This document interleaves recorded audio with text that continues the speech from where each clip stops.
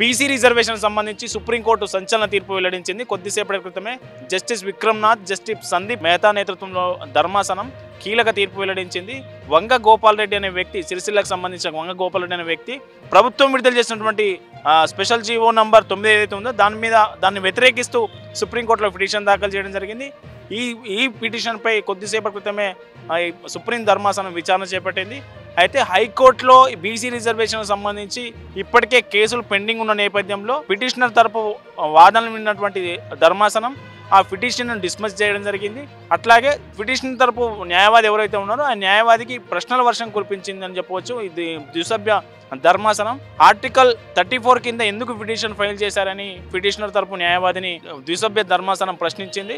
అయితే హైకోర్టులో స్టే ఇవ్వలేదు. హైకోర్టులో ఏదైతే పిటిషన్లు దాఖలయ్యాయో దానికి సంబంధించి హైకోర్టు షెడ్యూల్ని ఆపేలా మధ్యంతర ఉత్తర్వులు ఇవ్వడానికి, స్టే ఇవ్వడానికి నిరాకరించింది.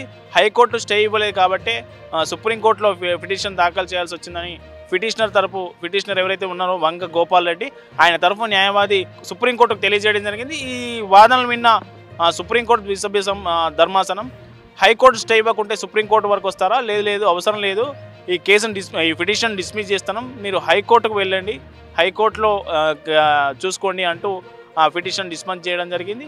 అయితే ఓవరాల్గా కాంగ్రెస్ ప్రభుత్వం చేసిన ప్రయత్నాలు కొంత ఫలించాయని చెప్పవచ్చు. ఎందుకంటే సుప్రీంకోర్టులో ఎప్పుడైతే పిటిషన్ దాఖలైందో ఆ పిటిషన్ దాఖలైన వెంటనే CM Revanth Reddy PCC chief కావచ్చు, అట్లాగే బీసీ మంత్రులు కావచ్చు, వాళ్ళతో మాట్లాడే కీలక ఆదేశాలు ఇవ్వడం జరిగింది. దీంతో నిన్న ఆదివారం సాయంత్రమే ఈ కీలక నేతలంతా PCC chief Mahesh Kumar Goud, BC మంత్రులు పొన్నం ప్రభాకర్, అట్లాగే వాకిటి శ్రీహరి, డిప్యూటీ సీఎం బట్టి విక్రమార్క వీళ్ళంతా కలిసి ఢిల్లీకి వెళ్ళారు. ఢిల్లీలో సీనియర్ న్యాయవాదులైనటువంటి సిద్ధార్థ దావే, అభిషేక్ సింఘ్వి, అట్లాగే ఏడిఎన్ రావు, ఈ ముగ్గురుతోని మనకు ప్రభుత్వ పెద్దలు ఏదైతే ఉన్నారో బీసీ మంత్రులు, 2 బీసీ మంత్రులు, పీసీసీ చీఫ్, అట్లాగే డిప్యూటీ సీఎం వీళ్ళంతా సమావేశమై సుప్రీంకోర్టులో బలమైన వాదనలు వినిపించడానికి, న్యాయపరమైన చిక్కులు రాకుండా ఉండడానికి ఏం చేయాలి దాని మీద సుదీర్ఘ సమాలోచనలు చేయడం జరిగింది. ఎట్టకేలకు మన రాష్ట్ర ప్రభుత్వం, కాంగ్రెస్ ప్రభుత్వానికి సుప్రీంకోర్టులో ఊరట లభించినట్లయింది. కాంగ్రెస్ పార్టీ తరపున చేసిన ప్రయత్నాలన్నీ సత్ఫలితాలను ఇచ్చాయని చెప్పవచ్చు. అయితే ఈ నెల 8న హైకోర్టులో ఎట్లాంటి తీర్పు రాబోతా ఉంది. హైకోర్టు విచారణ నేపథ్యంలో హైకోర్టు తీర్పును బేస్ చేసుకొని 9వ తారీఖు రాష్ట్ర ఎన్నికల కమిషన్ నోటిఫికేషన్ రిలీజ్ చేసే అవకాశం ఉన్న నేపథ్యంలో ఇప్పుడు మొత్తం యావత్ రాష్ట్ర ప్రజల దృష్టి మొత్తం హైకోర్టు తీర్పుపైకి మళ్ళిందని చెప్పవచ్చు. సుప్రీంకోర్టులో రాష్ట్రానికి ఊరట లభించింది. ఎవరికైతే పిటిషనర్కు చుక్కెదురైందని చెప్పవచ్చు.